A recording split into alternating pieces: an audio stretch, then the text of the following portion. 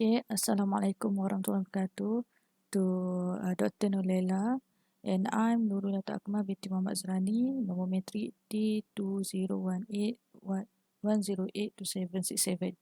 So I'm gonna present my infographic for the topics ethics in international business. So we have 1, 2, 3, 4, 5, 6, 7, 8, and 9 points in here. So we're going through one by one. Okay, first, ethics and corporate culture. So the values included a strong commitment to ability, quality, simplicity, transparency, and a clear responsibility to the shareholders.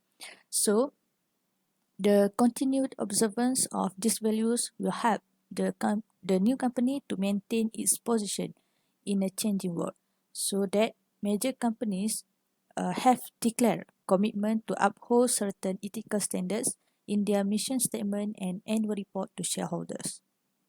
Right. Second, bribery and corruption. So bribes is recognized as gift and considered acceptable as an integral part of normal business relations. So, but most companies have set strict guidelines on what can be accepted or given based on their value, frequency, and timing. So the gift given have should be openly declared as company policy. So the companies also have tightened the regulations about expenses that can be claimed. So third, whistleblowing.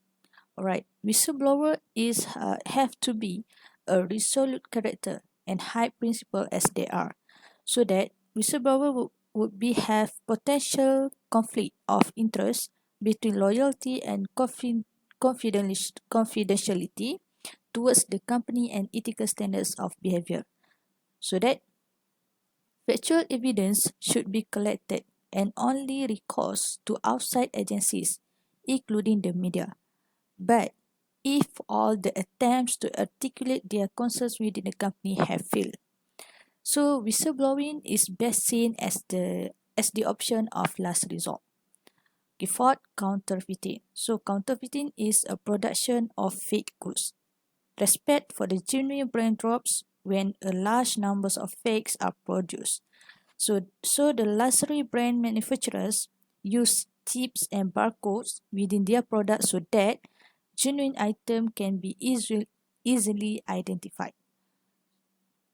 In China, the attempts to introduce tougher laws have been introduced to prevent counterfeiting.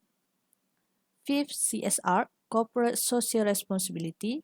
Some argue that the increased concern to display CSR has become some extent a bandwagon.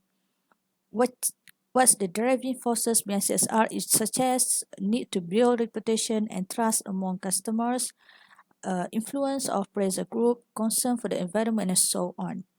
People's People care about these things, so that it is important to business to ensure their staff are fully engaged in CSR work. 6. Business in less developed countries, which is MNC. MNC with strong ethical values have decided to withdraw under pressure from their own government and increasingly from their shareholders.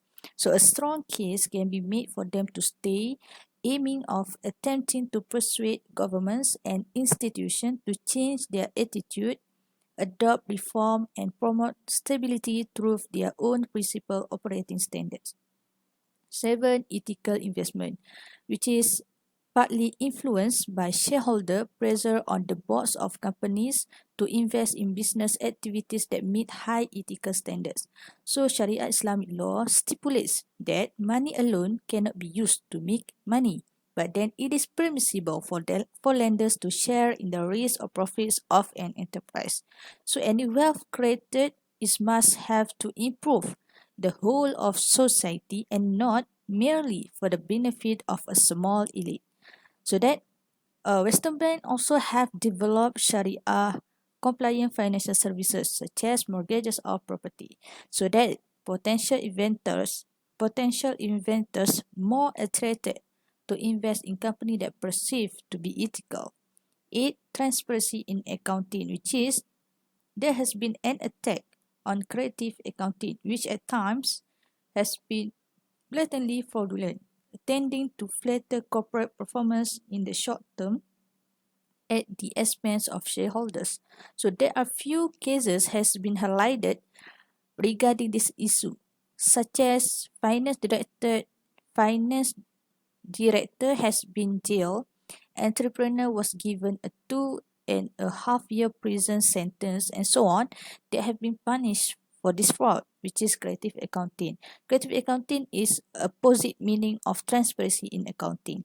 Right. So the last but not least is ethics in marketing and advertising, which is these ethical issues include inappropriate advertising and representation, such as exaggerated and substantiated claims for products, inappropriate portrayal of gender, race, and age, and arousing unrealistic expectation.